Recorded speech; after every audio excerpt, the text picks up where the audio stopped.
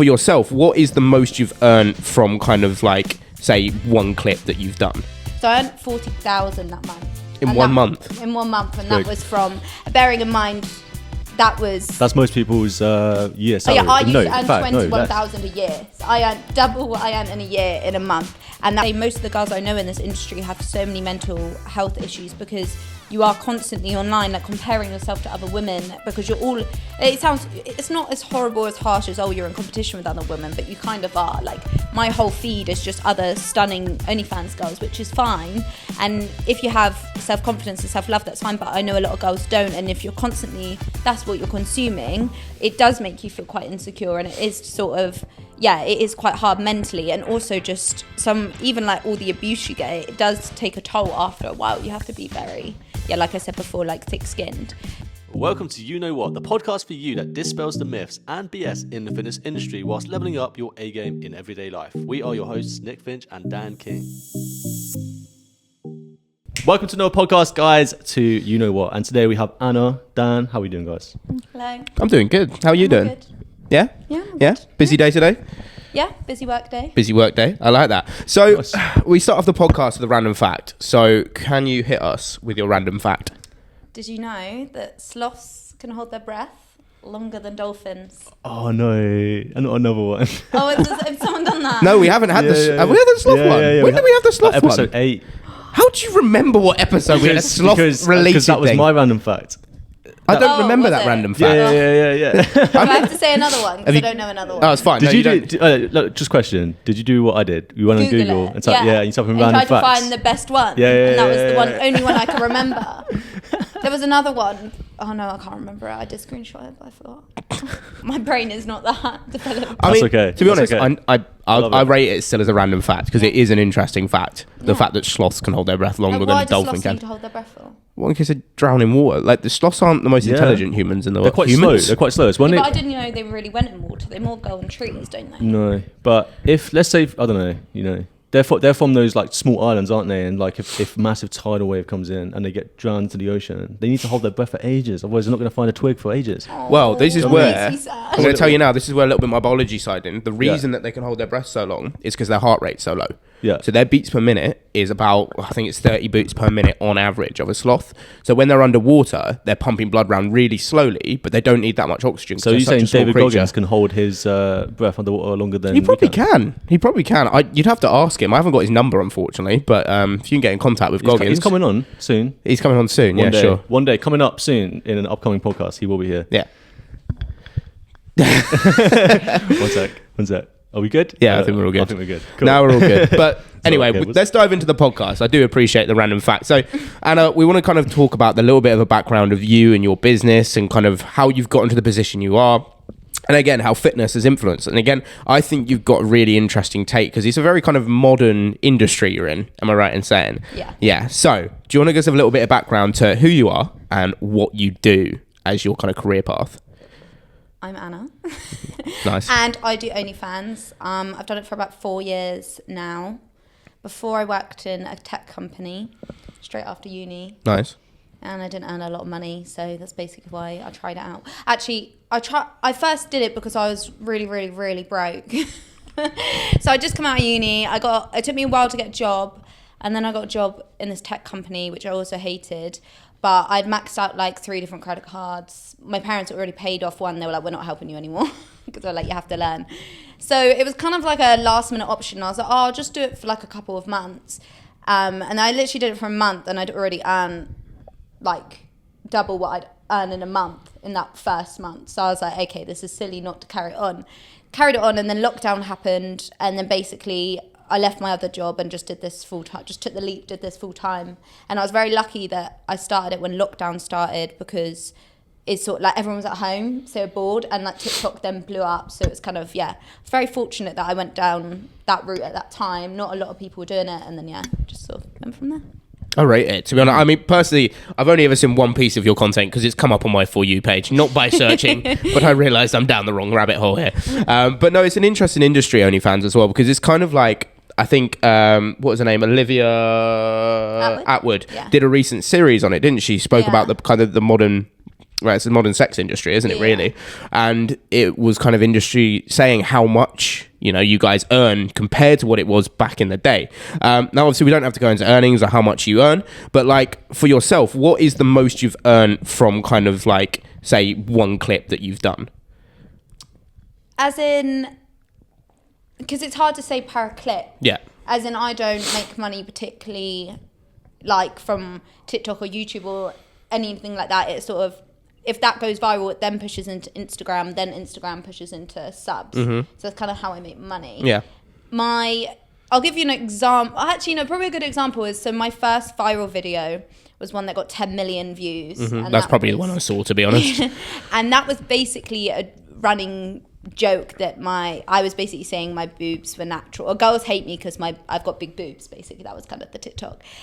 Got 10 million views, and that kind of basically just blew up everything. My Instagram blew up, my OnlyFans blew up, and to be fair, there's a video on YouTube saying how much I earned that month. So I earned 40,000 that month. In one month, and that was from, bearing in mind, that's most people's year salary. I used to earn 21,000 a year. So I earned double what I earned in a year in a month, and that was a long time ago. So obviously I've progressed a lot from then as well. So yeah, I don't really discuss anymore how much I earn, but it is on YouTube how much I earn. There's a screenshot, there's proof, there's everything. So yeah, that was from that 10 million. I think I gained something like 40k Insta followers, and then I got like a few thousand subs. That's and wild. Then, obviously, you make money through subs, and then make money through your videos. So I was doing loads of videos as well. So that was like a one-time occurrence, or is that something that now becomes a regular thing based on? Yeah, that's my aim, and my job now is to always get that. I haven't quite got 1 million, but I've got ones where I've got 2 million, 3 million, 1 million. Nice. So yeah, it happens a lot, but more now. It's more, I get loads of little, like 1 million, 2 million. Okay. So competition wise then, because obviously you haven't hit that 10 million for a while, right? Yeah. That was just a one-time thing. Do you think competition has now increased to a point where it's hard to do 10 million again, or is there some way you can? Yes, because there's a lot more girls that have joined it now, so it's a lot harder to do it, and TikTok isn't as lenient as it was back then. So obviously as well, everyone was in lockdown, TikTok was a new thing and everyone was on it, so I think that's why it pushed it to 10 mil. Obviously it's a lot harder now, but I still do get like in millions. But yeah, you have to be quite clever, I feel, about what you post. Like I always have to post stuff where I want to get a reaction out of people. Like even if it's not true, I'll say something just so people like comment, because if people comment, then it pushes it up. Then that's when you get the millions. That's what Dan's strategy is. Yeah. Indeed it is. Bit by bit. We love that. But it works also, and it works in the fitness industry too, because I mean, we posted, it was a reel that came off the back of about processed foods, and it was something about a meal deal. And as soon as I mention a meal deal, everyone gets so spiteful about meal deals. They're like, these boys speaking about £5 subs. I'm like, if I can afford it, I'm going to talk about it. Yeah. And at the same time, it's just getting a reaction, because say there's like 6 comments that are driven to the post, that's 6 extra comments, 6 extra bits of engagement. And because people are taking the time to sit there, the video is still going in the background while they're commenting. It's fantastic, isn't it? I mean, the only video that I've got with 1 million or above was 1.8 million. Obviously, when I first got it, I was like, Dan, I'm a bit worried here, mate. A lot of people are commenting hate. Like, tag Joey Swole, tag Joey Swole. Who's this guy taking the piss out of people, like, failing in the gym? And I'm like, right, what the fuck? Was that your New Year one? Yeah. You posted the other day. Yeah, I saw Yeah. that. And basically, I remember seeing a lot of hateful comments, but it actually encouraged engagement. More people liked it, and I was like, actually, I got 15,000 followers at the back of it in a month. So I was like, all right, cool. Sounds very similar to like what you said, but mate, social media is. It's a wild west, man. Yeah, in my head, it is. It's a wild west. You have to really get over the gripe of other people as well. I think a lot of the time, I always go back to, if you're not in my contacts list, then I don't care about your opinion. Yeah. So that's Jay Alderson thing, isn't it? No, it's a Tom Holland thing. Oh, yeah. Yeah, I mean, it's a thing across the board though. And for me, the people that comment on TikTok are all like accounts like, I don't know, ABC, I don't know. Oh yeah, like user. Yeah, user that. And I'm like, why would I validate your opinion? With no profile picture. With no profile picture. You're literally just going about there. So actually that brings us onto a little section for your posts as well. You don't have to dive too deep into this if you don't have to, but do you ever get a lot of hate speech towards you about the posts you do? Yes. More than you would think. Yeah. I just never obviously discuss it on my social medias. But yeah, it is ridiculous. Especially, I find Instagram Reels 100 times worse than TikTok. Really? I thought TikTok was bad. Then I started posting Instagram Reels and they are brutal. But I don't think I haven't had like there's nothing that's not being said to me. So you do grow like a thick skin. I think when I first started getting them, especially the 10 million one, the hate comments I was getting, it would be like hundreds every day. And I remember sitting there and being like, oh my God, like this is affecting me a little bit.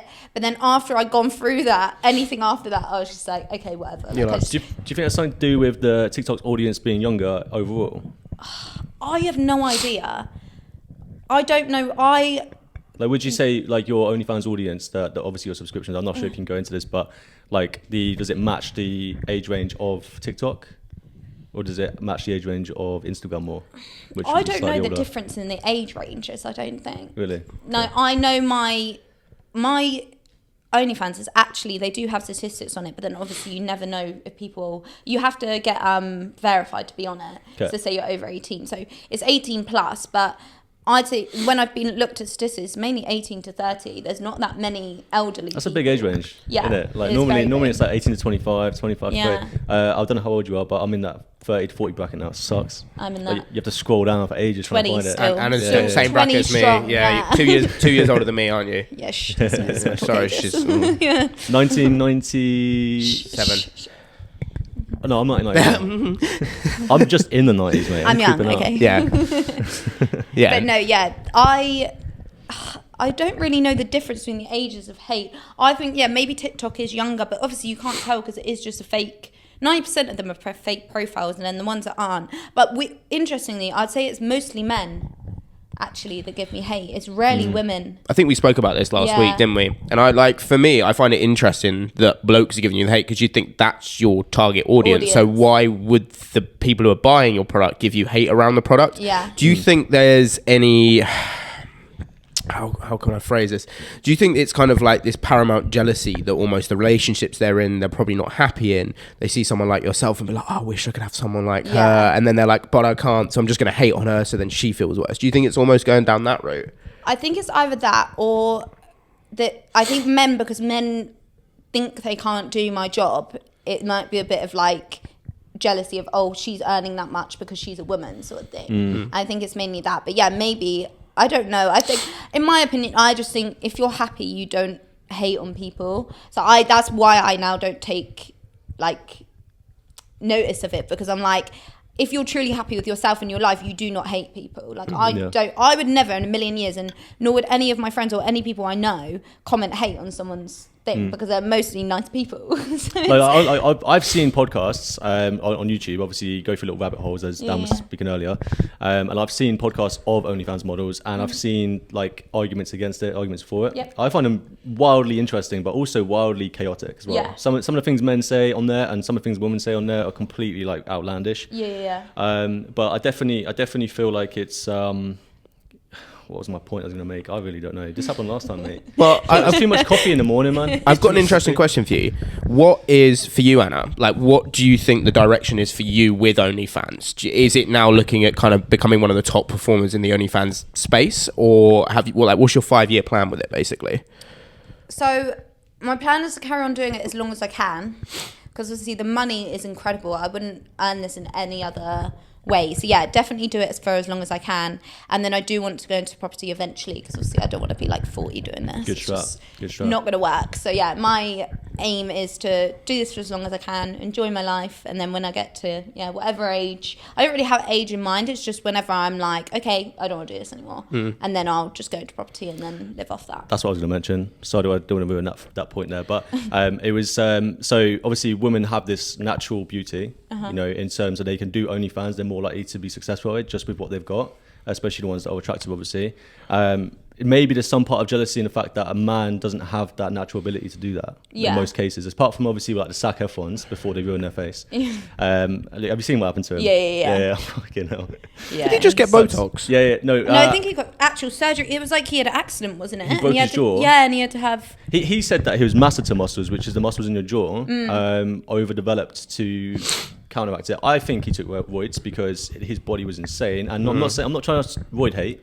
Yeah. Because that's fine, you can take it, but you know, roids does that to your face, and you saw the shape he was in for Baywatch. Yeah. That's incredible amount of development. Not natural, yeah. That's very hard to do. Like very hard to do. So, yeah. Anyway, Maybe it's some jealousy to do with the fact that most men can't do that kind of job, and they see that your natural birthright gives you this instant success just because you have it. But at the end of the day, I don't think it looks that easy.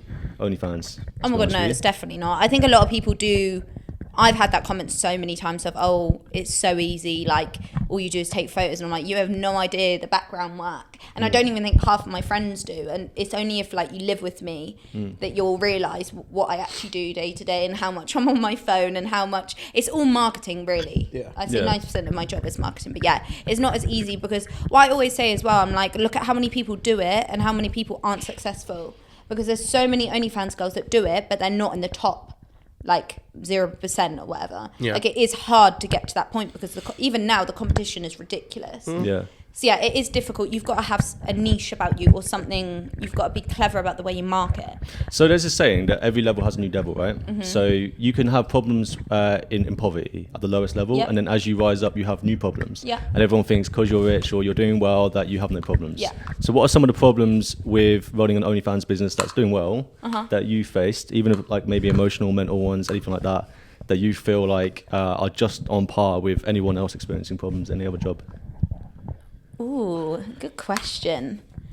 My first immediate thought was like relationships. Obviously, it's a lot more difficult for me personally to be in a like, I'd say normal relationship. But do you know what I mean? Like for the average person, to get a relationship is pretty normal. But for me, you have to have a lot of trust if you're gonna 100%. be in a relationship. I can see with that. me. I can see why that might be a problem. Yeah. So it is a lot harder in that way. I'd say that's probably one of the issues. And don't be wrong, like you do this job, but I actually say most of the girls I know in this industry have so many mental health issues, because you are constantly online, like comparing yourself to other women, because it's not as horrible, as harsh as, oh, you're in competition with other women, but you kind of are. Like my whole feed is just other stunning OnlyFans girls, which is fine.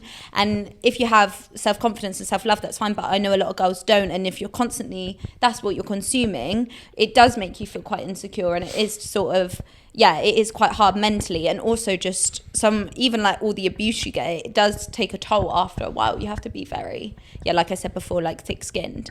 So I guess it's not like obviously I don't have money worries, which is amazing. And I will always say I think money does solve a lot of things, but it doesn't solve everything. I feel like money solves, a lot of things to make you more relaxed in life, but you will always have like mental health or relationships that money can't help. That makes sense? Well, there is I don't know who said this, but they said that once you get past a certain amount of income, then more income doesn't matter. Like it's just about that base level income that matters the most. And it's like once you reach a certain level, then you're happier than you would be if you didn't have it. Do you know what I mean? I feel like I'm always chasing. Like I'll get to a certain point, like I'll get to a point where I'll be like, okay, that's my goal, and then I'll be like, okay, what's next? I'm always like, what's next? I don't really have like I've been trying to practice more gratitude, to be like, okay, I'm where I've always wanted to be, and I'm so lucky to be in this position. But you do get caught up in it where you're not, it's like,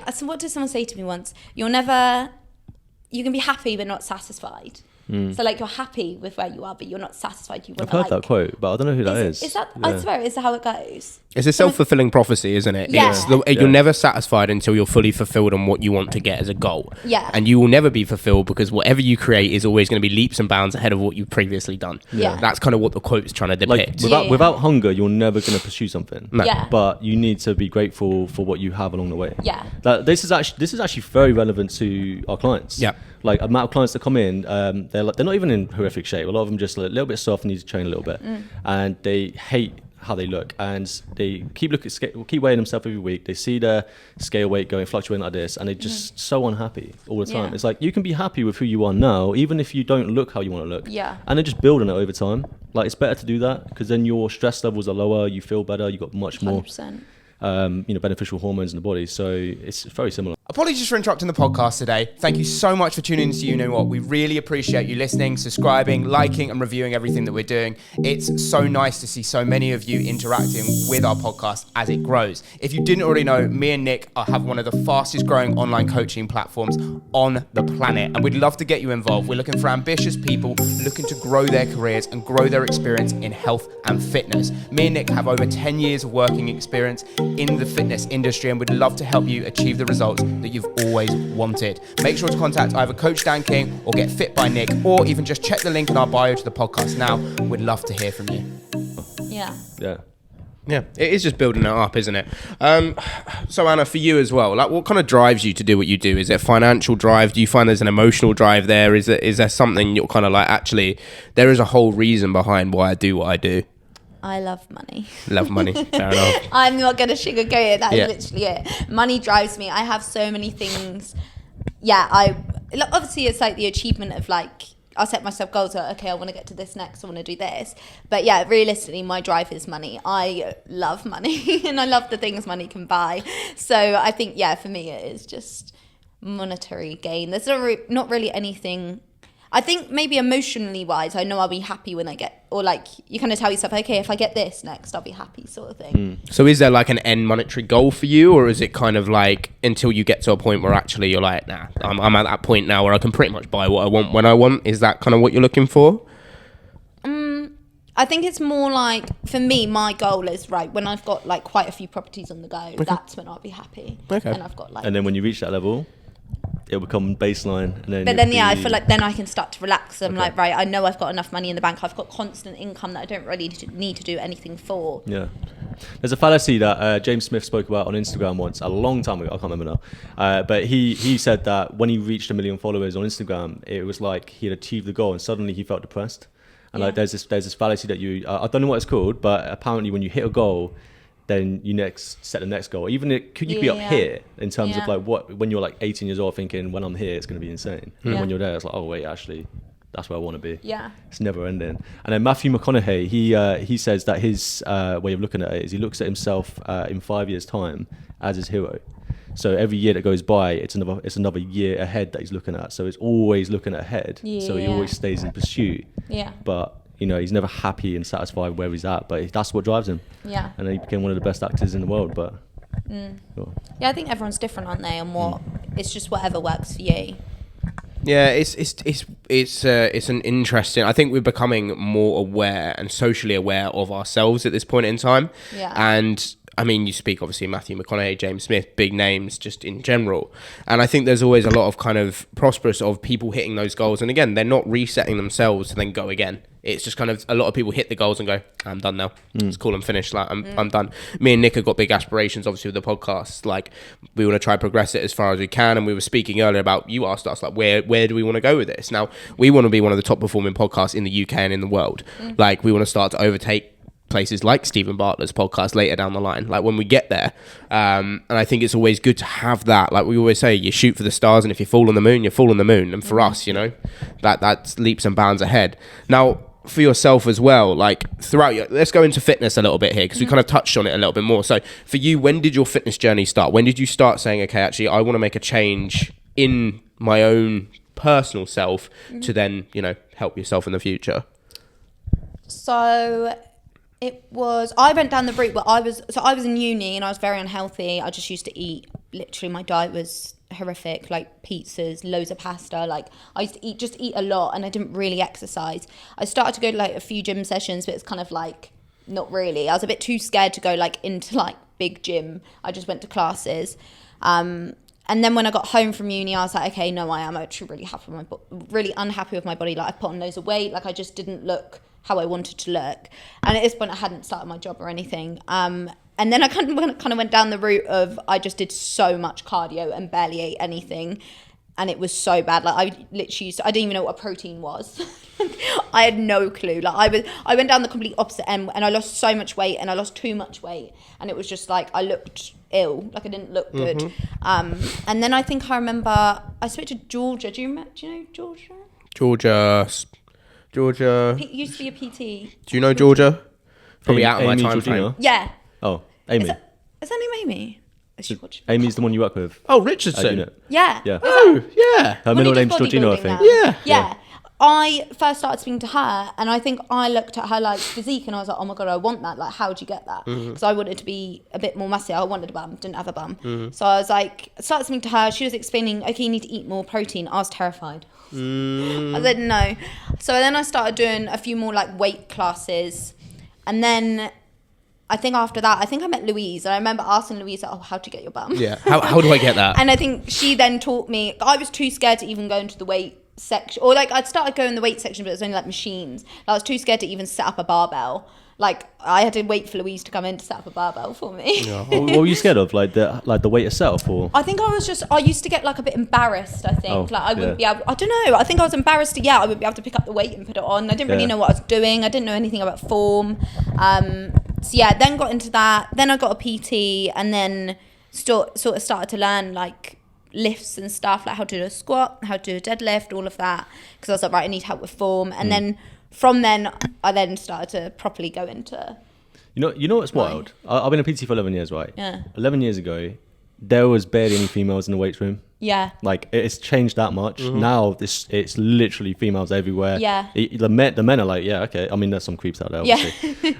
But I've not seen it like this good for 10 years. It's insane. Yeah, definitely. I think social media has helped it a lot. Yeah. But I used to be terrified. I used to not want to go in there, mainly because it was male dominated, and I just thought I don't really know what I'm doing. If I'm scared, my form isn't good. But I think you develop over time. You learn what physique you want and how to get it, and I think I educated myself more on nutrition and how important that was, and then weight training, and just went from there, and then just sort of developed to now. I'm still learning now, obviously there's still so much I don't know, and I'm not going to sit here and say I know everything. Like obviously I know a lot. I think I'm very clued up in nutrition, but there's so much as well, I feel like, in the fitness industry that's really confusing. Like I'll have one PT tell me one thing and then another PT tell me something completely Welcome different. to the fitness industry. Yeah, and I found that also very confusing, and I still do now. And I think a lot of the time I just go with what I think works for my body, because everyone is different. But I also think that's very daunting for people when you're starting out, because you'll have loads of different opinions on what's right, what's wrong, what you should do. Especially now, like with TikTok, you've just got random people telling you like workouts or what to eat or what to do, and it's like you're not educated. You haven't got anything behind you. You're just saying this. Do you know what I mean? I don't think you should be able to. Dan's always reminded me of the supermarket guy. Yeah, Eddie Abu. This broccoli is bad for you. Broccoli's going to kill you. And it's like, exactly. Paul Saldino. There's loads of them. Yeah, you just got all this misinformation. It must be so confusing for new people. Well, that's where we come in. That's our goal. Our goal is to try and eliminate that, because we're pretty much in the center of a lot of things when it comes to diet and nutrition and training. We don't think any extreme thing matters. We think everything depends on the person. Yeah. But there are some principles that you should follow. 100%. Keto sucks on its own. Carnivore sucks on its own. Vegan sucks on its own. There's ways to incorporate everything. But it's different for different people, as I say. I mean, there's people out there who are now like vegan athletes, but they had a baseline that they had like. Remember that documentary? A few years Game back? Changers. Was that the one a few years back? Yeah, Game Changers. Where it said about like your erections are going to be worse if you're an animal eater, and it's like, mate, come on, man. I've never had a problem in my life. I was like, never had an issue, mate. No, I'm all good. I don't know what you're talking about. Maybe you've had a problem. Yeah, maybe you've had an issue, so you want to make everyone else feel like they have an issue, so they have an issue. But you know what I saw on TikTok yesterday? What? So there's a PT. I can't think of his name because I literally just scrolled through. He was reviewing a vegan going through her diet throughout the day. She was like, "Oh, this is what I have for lunch. This is what I have for breakfast. This is what I have for dinner." And it looked quite healthy in a way. Well, they normally do. He did the macro breakdown. 30 grams of protein, 400 grams of carbs. What, for the whole thing? That's so bad. It was so bad. Like she obviously looked the part as well. She looked frail and stuff. And I'm like, mate, this is the problem with vegan. You think it's healthy because it's plants, but that many carbs is so bad for you as well. Well, it will make you. It won't support your physique goals for sure. But I do want to interject a point there though. Yeah. So as much as she's an extreme example though. I'll be totally honest, because within the vegan industry, I've worked with vegans in the past that vegans have managed to gain substantial muscle and also maintain and get those results. And the thing is, we see things like that, and I think a lot of people think, oh my god, I don't want to go vegan, that's awful. That's the problem. And then when you see that, you're slightly concerned about that diet, when actually in relativity it's then about creating a diet that works. I say to any vegan that I train, you need to consume 20% more protein than what you calculate, because of bioavailability problems with vegan protein itself. And every vegan who actually knows how to train knows that. But we see something like that, we see it from a carnivore side, we'll see it from a keto side, we'll see it from a vegan side, and immediately we go, shit, like, is that actually what that diet does? And it's not. It's just someone who's not quite understood the parameters by how the diet works. And again, that's where we come in to explain it. Now, an interesting thing for me, Anna, then, have you ever tried any of those like extreme diets in the past? Like, have you ever tried something like low carb, extremely low carb, juice cleanser? Detox 24-hour fast. Oh my God, yeah, I've done so many, especially I did actually do veganuary for a month a while ago, and I did actually manage to hit my protein. So I will say it's definitely, it was a lot less, given it was probably like, I think it was 110, 120. But yeah, it is definitely doable. There is a lot out there now, especially there's meat alternatives. But no, I have done pretty much every diet you can think of. I've definitely done keto, which was awful. You get keto flu. That's what ends up happening with keto. Yeah, it just But what was the other one? Some people do really well on keto though. Once you pass the 2-week point when your body adapts to it, you can actually get lots of energy. And I've felt it before. It's just not very sustainable when, like, let's face it, carbs taste great. We love carbs. We love cookies. We love donuts. Why would you eliminate that? It's hardly from your diet just because of like this health section. I don't know. I think it's my standpoint is that you should have a bit of everything. I think it's good to have proteins, carbs, fats, fiber, everything you need, all your nutrients. And then I just think if you want something like, I don't see food as good or bad, but let's say you want something that's not the best nutrition or has best nutritional value, just have it. Like, as long as it's in moderation, like as long as you're not eating like a bag of chocolate every day, you're pretty much good. You're good. I think you always see things as well. I do have an interesting question for your own fitness journey. So if you were a fly on the wall on your own fitness journey, going through those phases that you went from, you know, from where you felt really kind of almost overweight, I guess, in a way, and then really, really skinny, where if you were a fly on the wall looking through those phases, what would you give yourself as one concrete piece of advice during that period of time? I don't know. That's hard. It's a difficult question. That's why I asked it. So let's see, Anna. Sorry, you go for it. I'd say more probably like always like seek someone, or don't be scared to like ask someone about stuff or like seek advice, because like I did that because I was just taking information from people that that weren't qualified, when really I would have progressed a lot quicker in my journey if I had just got a PT and said, okay, look, this is my goal, and they had helped me, rather than just trying to do it all by myself and then or trying every single diet and failing, or just don't get me wrong, some of them were okay, they were just made me miserable because the food was awful. Well, yeah, that's true.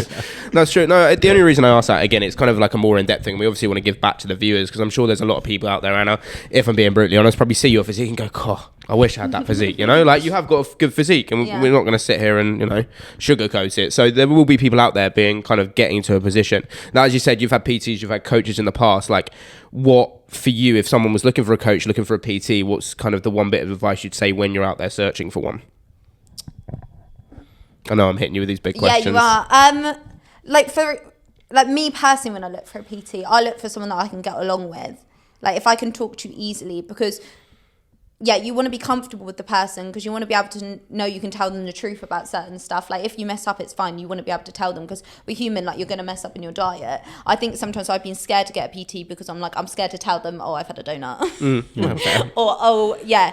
And there is, especially as a woman, I feel, because you have to get, that's actually an important one. As a woman, I would say you need someone who has the information on how our cycles affect our training and our nutrition. So, do you know what? It's only more recently I've noticed or been more educating myself on how much our cycles affect our training and our eating. Like, obviously, you always crave chocolate or whatever, but there's ways around it that you can kind of, if you really want to, you can kind of eat different foods to help that, or like reasons why you're weaker or stronger. So I'd actually say more recently that would probably be my aim, is to find someone who has the knowledge to understand you as a woman and what you go through and how they can adapt your training around that. But mainly it is really knowledge. You want someone who knows, okay, I want this physique.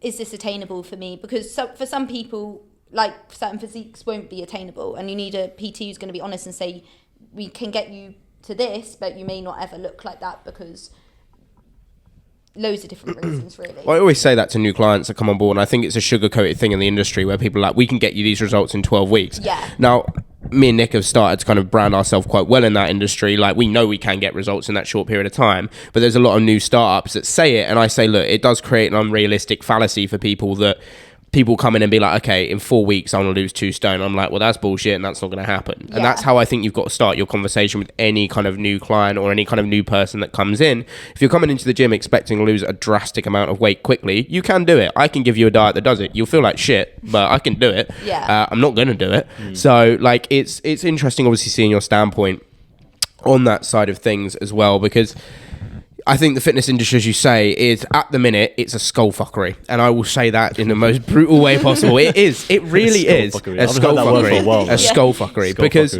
nobody really knows where they need to go. And until you go talk to someone, I would say out of the hundreds of coaches, well, I'd say across the UK, there was a statistic brought out of how many PTs and how many online coaches there were, because you can get it through reps, and reps tells you exactly how many there are. 45,000 PTs across the whole of the UK. That's crazy. And with that, obviously, you got online coaches who are not qualified, who are just coming in and being like, I like fitness, I'm going to train people. Okay. Now, the problem with that is, I'd probably say out of that, there's a 5% margin for people actually know their shit, and it's so difficult to find someone that actually knows their shit. Which is again why I asked that question beforehand. Now, fitness journey is obviously always very dependent, like, on the person. What was the hardest point for you in your fitness journey? Gaining weight after, like, actually no, I'd say probably when I'd lost loads of weight, trying to heal my relationship with food and eat more. I think I found that really difficult. And then gaining weight, like I also wanted to get a bum, and I knew I had to eat a lot more, and I found that the most difficult, like seeing your body change, because I guess everyone does everything differently, but I did do a bulk and then a cut. So I think my most hardest thing was doing a bulk, and obviously you see your muscle grow, but you do gain fat. So you you feel like, oh my God, like I've gone 100 steps backwards. I'm interested there actually. Did you find that affected your earnings as a job at all? Good question. No, but people, it is, because if you went on my page from 4 years ago to now, I have people say, well, your physique has changed so much, and you can see it in the most raw form, change from me being really, really skinny to then, bulking up a bit, then leaning out, and then, But this one with 10 million views, that was before you went back to the gym and started bulking up? I had like a bum. Right, and then since I had then... a little bit of bum, but it wasn't... wasn't where it is now. No, it wasn't basically. where it is now. So, that's interesting, isn't it? Because obviously the only reason... Now, I think now I've definitely earning more than I used to. Like now, because I think my physique is... Where I've got a bum and a boobs, it's kind of like... It's a talking point. Like, especially with my fitness Insta, I can kind of... like show it off. It's not just like... So I'd say now I earn a lot more, but... I don't like bulk per se. I don't think it changed anything. I think that everyone knew on my page I was on a bulk. What about the mental side? Because obviously, when you're happy with the way your body looks, you're more confident. Yeah. Right. Definitely. So would you say your confidence has led to an increase in membership growth as well because of the? Oh yeah, definitely. I think you can see it like in my videos and my posts that I'm a lot more confident, and that obviously shows. And then even like fitness Instagram and stuff, my content is a lot better than it used to be because I am more confident and I'm more up for trying new things, whereas before I'd probably be a bit... I mean, it sounds shallow just because we talk about this side of things, but actually a lot of people out there that come to the gym, they say they don't want to look better, they're just there for health reasons. It's bullshit. Everyone wants to look better, and there's nothing wrong with that. There's nothing wrong with that, because if you look better, you feel better. It's a cycle. It goes in a positive direction. My rule of thumb is everyone wants to look good in the bedroom with the light on.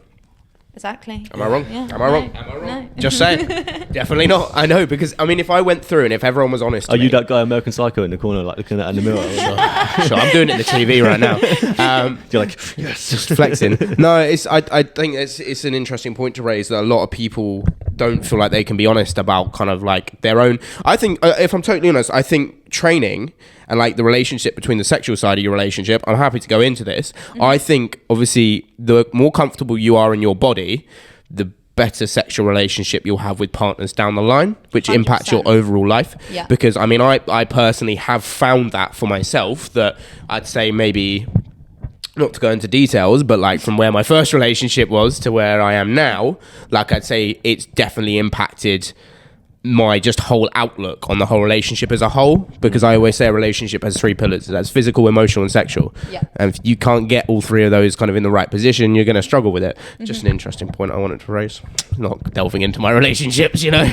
No, I'd agree, 100%. Yeah. I think the more confident you are in the relationship, I feel the more relaxed the relationship becomes. You'll notice a difference between when you're insecure in a relationship and when you're confident in yourself, sort of thing. I think that's actually a massive one in a relationship. It's how confident both of you are in yourself. Yeah, it's like it affects it so much if one of you is insecure, if you're both insecure. I mean, so many blokes these days, like the amount that I've spoken to, who I've got someone now, not to name names, who I train, and they will constantly come in and just say, look, my partner's saying I've got skinny legs. I'm like, well, firstly, not great from your partner. That doesn't help. It's not positive reinforcement. But secondly, like, I understand that will have an impact on them going forward, because that's all they're ever going to think. If my partner, the person who I, devote my time into a lot of my energy, and they're turning around being like, you're skinny, it impacts you, doesn't it? It makes you think about these things as well. And like, I mean, I had it once in previous relationships where I was never told that I'd made good progress in my physique. I had, and I knew I had, but I never got any like that validation from a partner, and it impacts you because you don't realize kind of, you think you're doing well, but you need that one person to say you look great. Like everyone in a gym 100%. Could say I look great, but that one person tells you like, oh yeah, I do. I think it's important to have a partner that is, definitely supportive, but also honest. Yeah. Like I think my last relationship, we were very honest with each other. We'd be like, okay, have we gained a bit too much weight? Or okay, so like we would always, I think it helps as well if you've got someone who's into fitness like you are. Yeah. If you're got a relationship where one person isn't into fitness, they probably won't have the cues to be like, oh, your arms have got bigger, or oh, your trap's looking good, or whatever, you've gained a bit. Yeah. Do you know what I mean? Whereas when you're both into fitness and you both understand it, it's a bit more, you're both always looking at each other's physiques like that, in that way. Do you know what I mean? But I think it's so important to support. And if you're in a relationship, at the end of the day, you're a team, right? Like a good 100%. relationship is a team. Like a bad relationship, you're individuals. Yeah. And so if you're a team, like even if you notice your partner is like getting out of shape, you don't just say you're out of shape. No. You go, you know what? I feel a bit chubby myself. Let's do something together. Let's do something different.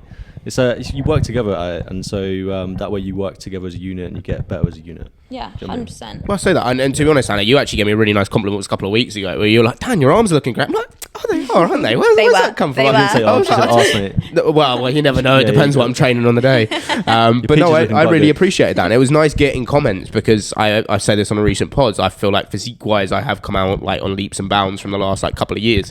I was just a little skinny boy in Pure Gym, and here I am, not in Pure Gym. Big boy now. Big boy. Big boy cycling around, running everywhere. Yeah. But no, as I say, if there's anything obviously I want to say, and I want to appreciate you coming onto the podcast, it's been great that we've spoken to you into kind of the depth that we have into your industry. And I think as well, just keeping an eye on the time, we'll wrap it up there. But for you, Anna, is there anything else you wanted to say in the pod? Is there anything you wanted to kind of talk a little bit more details about? Subscribe to my OnlyFans. Yes. Okay. This. Yeah, I knew that was coming. So we do plug people, funnily enough. So Anna, what if people are going to search for obviously your details and they're looking for content, what are they going to be searching for, and where should they find you? Oh, this is really confusing. I'll just put my Instagram, anna.hunt with 2 T's X. I've got 3 Instagrams deleted, so now I've had to be really clever with my username. That's why it's got a dot and an X. I've had all the others. So. I've had Anna Hunt X, and now I've had to. And now you've got a double T and a dot. Got you. But yeah, if you want to find Anna, obviously go check her out on Instagram. She's got TikTok. You've probably seen her on there by now. Yeah. And then make sure obviously to go subscribe over there. And I don't subscribe. I don't know what there's on there, but yeah. Enjoy. And if you want to subscribe to OnlyDans, Dan's going to be starting that in a couple of months' time. Shout out to OnlyDans, which just is going to be this is cracking on soon. I'm going to be doing some collabs with Nick. Male only content. Feet pics only. Feet pics only. Within PG tones. I might put little hats on my toes for you. Little moustache. Little French baguette. Oh, you're to me. I think I could actually get away with that. It wouldn't impact my career too much. I mean, to be fair, if they've made it this far on the podcast where they're listening to this, fair play. Do you know what I mean? Fair. I think we've been quite interesting. I think we've been very interesting, to be honest. I think they've just watched for me, not going to lie. I've kept them until this point. I've been leaning back, being like just flexing midway through. Being like, it's just like, look at you. Will, make sure we're wide angle, yeah? Don't zoom in too much. But no, we appreciate you guys watching the podcast. We'll wrap it up there. So thank you so much for watching. Make sure you leave a review if you're on Spotify. Make sure you leave a subscription if you're on YouTube. And make sure to leave a comment, obviously, for the lovely Anna on here. If you have subscribed, we don't need to know about it. Just let her know. I'm sure her bank account will know. And please make sure you come back for the next episode. We really appreciate you guys, and we will catch you ciao later. Bye.